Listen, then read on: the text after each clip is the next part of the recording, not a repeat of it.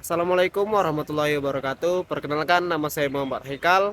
Saya dari kelas SI 4910 dengan NIM 102022500334. Di sini saya akan menyampaikan sebuah materi tentang realisasi nilai-nilai bulan puasa di kehidupan masyarakat. Assalamualaikum warahmatullahi wabarakatuh. Puji syukur kita panjatkan kehadirat Allah Subhanahu wa taala yang telah mempertemukan kita dengan ibadah puasa. Seringkali kita pandang sebagai ibadah personal, urusan antara hamba dengan sang pencipta. Namun sejatinya Allah mewajibkan puasa bukan hanya sekedar untuk membentuk takwa pribadi, melainkan juga untuk melahirkan takwa sosial. Puasa adalah sekolah moral selama sebulan penuh yang outputnya adalah akhlak mulia dalam kehidupan masyarakat. Yang pertama, puasa dan pilar utama ketakwaan. Ayat fundamental yang menjadi fondasi ibadah puasa menegaskan tujuan utama ini. Firman Allah Subhanahu wa taala dalam surah Al-Baqarah ayat 183. Ya ayyuhallazina amanu kutiba alaikumusiyam kama kutiba alal ladzina min qablikum la'allakum tattaqun. Wahai orang-orang yang beriman, diwajibkan atas kamu berpuasa sebagaimana diwajibkan atas orang-orang sebelum kamu agar kamu bertakwa. Dalam kandungan ayat ini tujuannya adalah utama puasa adalah la'allakum tattaqun, agar kamu bertakwa. Takwa bukan sekedar ritual, tapi kesadaran penuh akan pengawasan Allah yang tercermin dalam setiap ucapan dan tindakan kita, baik vertikal maupun secara horizontal. Yang kedua, realisasi nilai puasa, empati dan kepedulian sosial. Nilai puasa yang paling nyata dalam masyarakat adalah empati dan kepedulian sosial. Rasa lapar itu kemudian diterjemahkan menjadi tindakan nyata. Hadis tentang kedermawanan di bulan puasa, Rasulullah SAW adalah orang yang paling dermawan, dan beliau adalah lebih dermawan lagi ketika bulan Ramadan saat beliau bertemu Jibril, dan kedermawan Rasulullah SAW melebihi angin yang berhembus. Hadis riwayat Bukhari.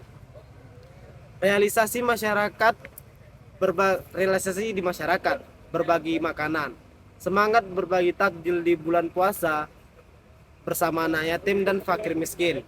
Puncak empati, kewajiban zakat fitrah di akhir Ramadan ini adalah penutup dan penyempurna puasa yang memastikan bahwa tidak ada satupun muslim yang kelaparan di hari raya. Zakat fitrah adalah bukti bahwa takwa itu kita harus berbuah kemakmuran sosial. Yang ketiga, realisasi nilai puasa. Disiplin diri, akhlak mulia.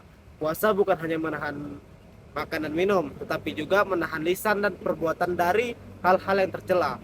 Inilah latihan fundamental untuk menjaga keharmonisan sosial. Hadis tentang pengendalian diri, jika salah satu seorang di antara kamu berpuasa, janganlah ia berkata keji dan berbuat bodoh. Jika ada seseorang yang mencaci makinya dan mengajaknya bertengkar, maka hendaklah ia berkata, sesungguhnya aku sedang berpuasa. Hadis riwayat Bukhari dan Muslim. Realisasi di masyarakatnya, yang pertama, jujur dan amanah. Puasa adalah kejujuran. Hanya Allah yang tahu apakah kita benar-benar berpuasa. Kejujuran ini harus dibawa dalam interaksi sosial, menjadikan diri pribadi kita yang amanah dalam pekerjaan dan perkataan. Yang ketiga, pencipta kedamaian. Puasa melatih kita mengendalikan amarah. Ketika dicela atau diajak bertengkar, kita diperintahkan untuk mengatakan saya sedang berpuasa. Ini menunjukkan bahwa puasa adalah perisai yang mencegah kita merusak ketenangan sosial. Yang keempat, hidup sederhana. Puasa melatih kita kesederhanaan, menjauhkan diri dari sifat israf atau berlebihan, sehingga energi dan harta dapat disalurkan untuk membantu sesama. Secara harfiah, puasa berarti menahan diri. Secara istilah, ibadah yang dilakukan dengan menahan diri dari makan, minum, dan segala hal yang dapat membatalkan puasa, mulai dari terbit fajar hingga terbenam matahari. Mungkin ada sedikit kesimpulan. Kesimpulannya adalah puasa adalah latihan ibadah, pengendalian diri, manfaatkan kesehatan. Secara keagamaan, puasa adalah kewajiban melatih kesabaran, kontrol diri, dan meningkatkan hubungan spiritual dengan Tuhan.